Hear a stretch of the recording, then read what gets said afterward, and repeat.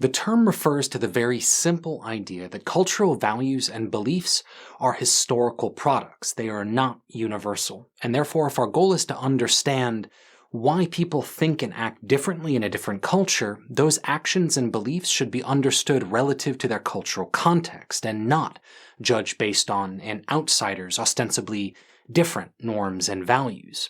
And adopting this kind of relativist approach to culture is one of the things that allows social scientists like anthropologists and sociologists to conduct research without attempting to change the beliefs and behaviors of the people that they study, which is essential to good faith social science. But where does this idea come from, and how do social scientists that advocate a cultural relativist perspective respond to some of the major criticisms of a relativist approach to culture? We often trace the origins of cultural relativism back to the German-American anthropologist Franz Boas, who was among the first social scientists to articulate the inherent ethnocentrism of contemporary Western social science. He saw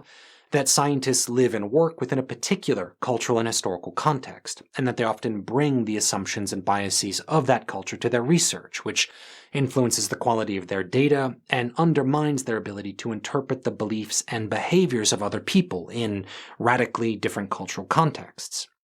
To deal with this, he proposed a relativist approach, that social scientists judge and understand the beliefs of a different culture using the relative language and perspective of that culture.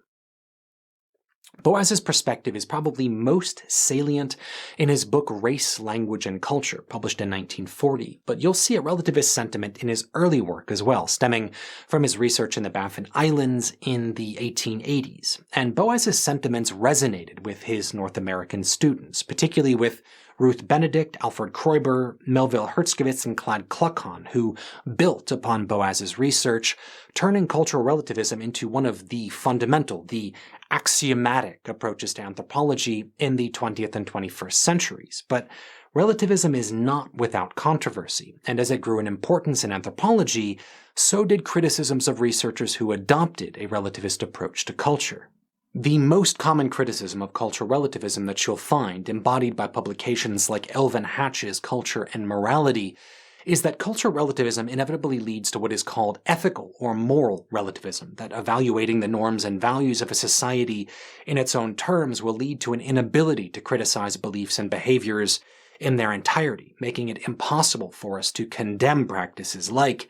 genocide, mass murder, or sexual violence, because researchers are too myopically focused on understanding and contextualizing the perspective of those that commit atrocities. In short, authors like Hatch argue that cultural relativism is a slippery slope that can lead to amoral judgments and a cold, almost inhuman form of scientific objectivity that threatens to undermine the political agency of scholarship in the humanities, which doesn't sound great.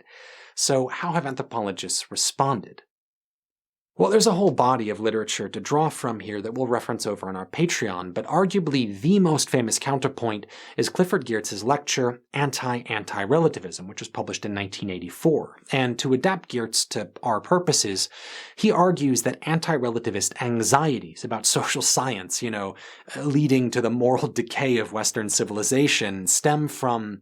an essentially reactionary conservative sentiment regarding the study and proliferation of different cultural values, and typically do not engage very deeply with anthropological literature and make little to no effort to understand cultural relativism as it's actually used within the context of anthropological fieldwork. In short, they're reacting to a straw man and not to anthropologists themselves or to their research. One of the principal goals of ethnography, made possible by adopting a cultural relativist perspective, is that researchers work to develop an emic, or insider's cultural sensibility, and at the same time maintain their edic, or outsider's scientific mentality. In that sense, understanding why people in a different cultural context act and believe differently does not mean that anthropologists are unable to draw broader ethical or moral judgments based on their own cultural background. It simply means that they try to avoid using those foreign, non-indigenous values as the basis for their observations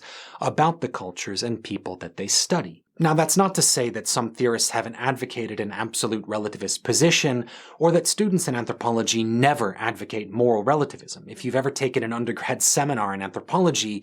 You know there's always that one person in the back of the room that likes to play devil's advocate, but those positions are not central to the discipline, and they do not reflect the way that anthropologists understand and use cultural relativism as a lens in their fieldwork.